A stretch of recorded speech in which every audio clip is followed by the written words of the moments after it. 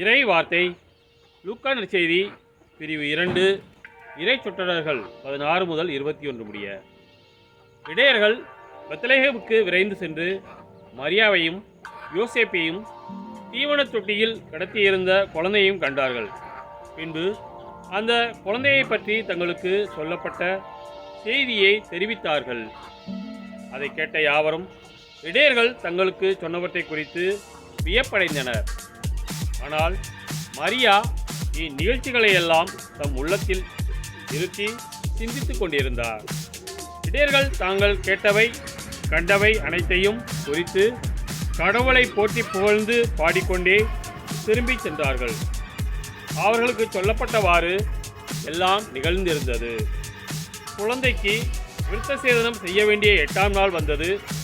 தாயின் வயிற்றில் உருவாகும் முன்பே வானதூதர் சொல்லியிருந்தவாறு அதற்கு இயேசு என்று பெயரிட்டார்கள்.